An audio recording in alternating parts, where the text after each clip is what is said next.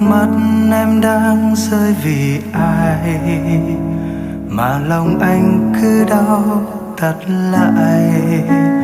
Giây phút ấy chỉ muốn lại gần hơn để anh ôm lấy em và nói đừng khóc nữa, hãy nín đi được không.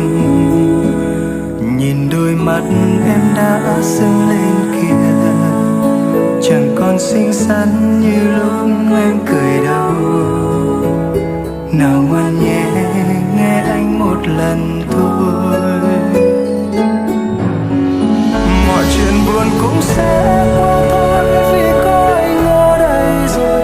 Tựa vào vai anh đi em sẽ thấy bình yên. Đừng bao giờ cảm thấy em lẻ loi trước thế gian này, bởi vì đằng sau luôn có anh nhìn theo.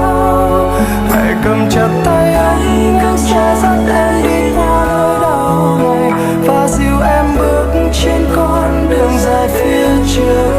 Phải làm bất cứ điều gì để em hạnh phúc, dù anh đau anh vẫn xin chấp nhận.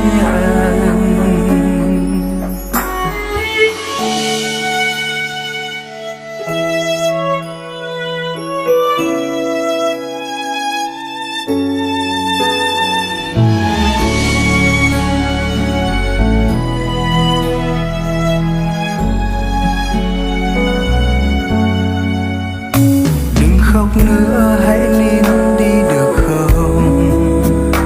Nhìn đôi mắt em đã sưng lên kìa, chẳng còn xinh xắn như lúc em cười đâu. Nào ngoan nhé, nghe anh một lần thôi. Mọi chuyện buồn cũng sẽ qua thôi, vì có anh ở đây rồi. Tựa vào vai anh đi em sẽ thấy bình yên.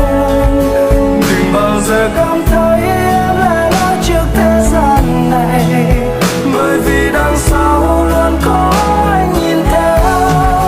Hãy cầm chặt tay anh sẽ dắt em đi qua nỗi đau này và dìu em bước trên con đường dài phía trước. Phải làm bất cứ điều gì để em hạnh phúc, dù anh đau anh vẫn xin chấp nhận.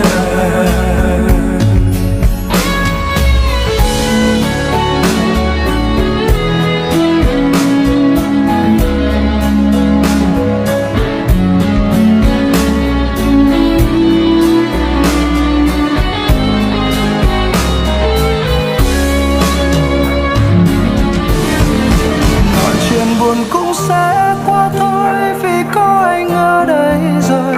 Tựa vào vai anh đi em sẽ thấy bình yên.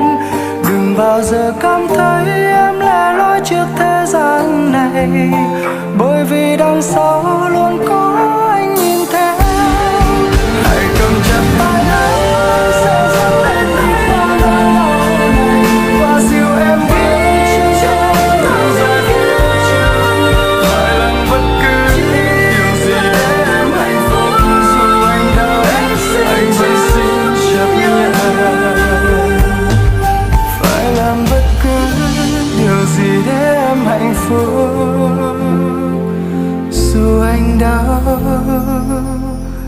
anh vẫn xin chấp nhận.